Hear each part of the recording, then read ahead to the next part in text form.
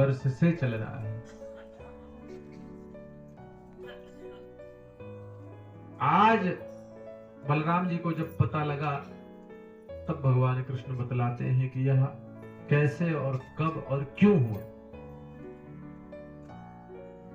सब में कृष्ण ही कृष्ण क्यों दिखाई पड़ रहे, आज बलराम जी को समझ में आया 1 वर्ष के बाद।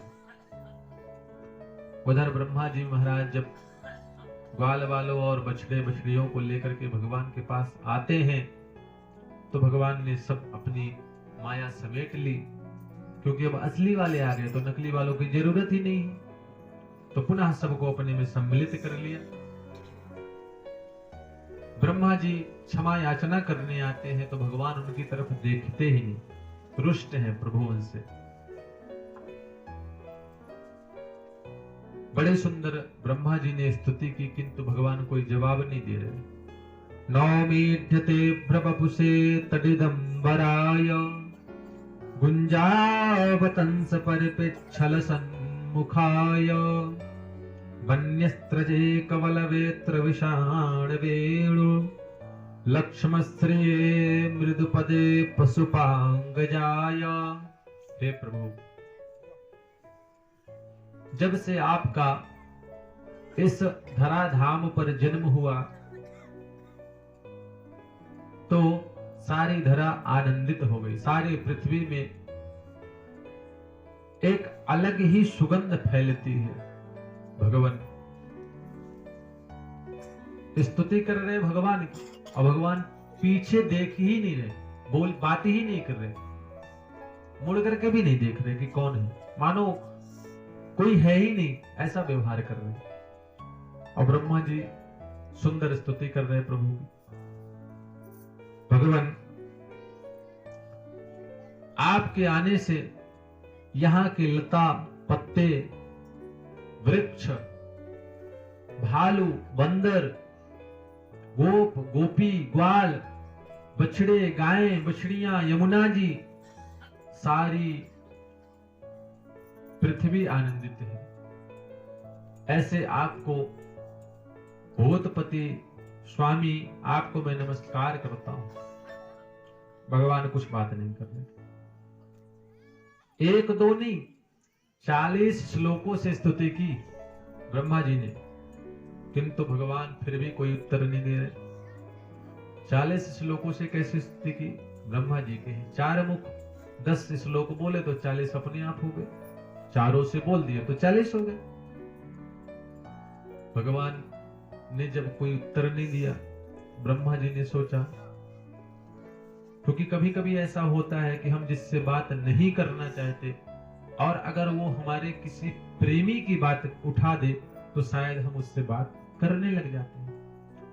तो ब्रह्मा जी ने सोचा कि इनके सबसे ज्यादा प्रेमी है ग्वाल वाल, उनकी बड़ाई करता हूं, शायद भगवान हमसे बात करें। अहो भाग्यम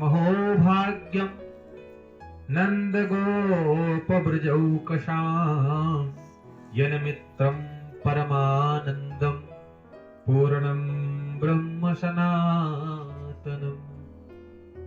धन्य है नंद बाबा, अहो भाग्यम हो भाग्य। उनके भाग्य की सराहना कौन करे?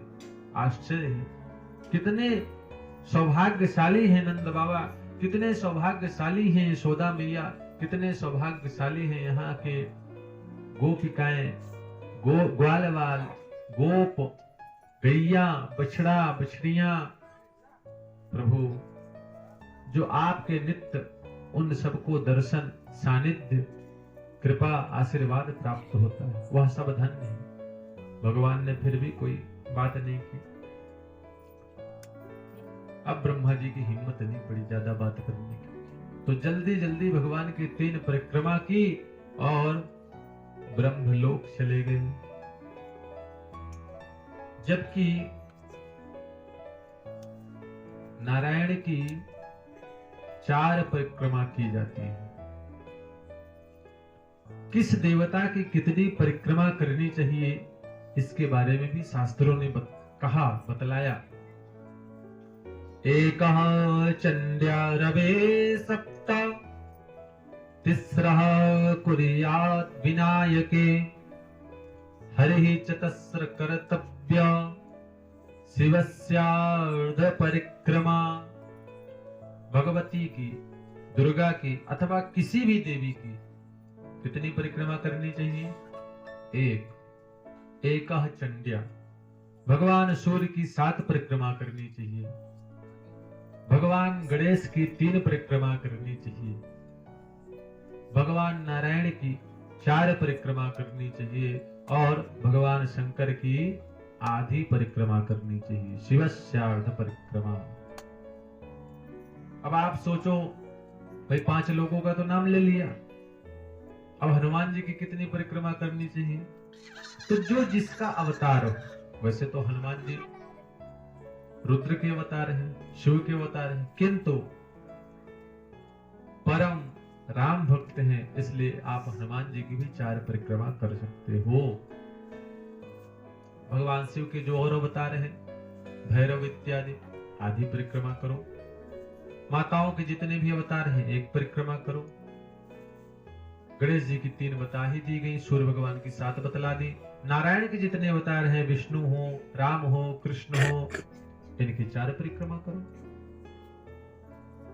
तो इस प्रकार से परिक्रमा की व्यवस्था बतलाई गई। किंतु ब्रह्मा जी ने मात्र 3 ही परिक्रमा की। अब ब्रह्मा जी जबकि शास्त्रज्ञ हैं, वेदज्ञ हैं, वेद पिता भी हैं, वेदों के रचयिता भी हैं, तो फिर ऐसी गलती क्यों कर दी इन्होंने? क्योंकि यह डर के मारे जल्दी जल्दी 3 परिक्रमा किए, चौथी में हिम्मत ही नहीं हुई भगवान के सामने खड़े रहने की। डर के मारे 3 परिक्रमा करके ही ब्रह्मलोक को चले गए।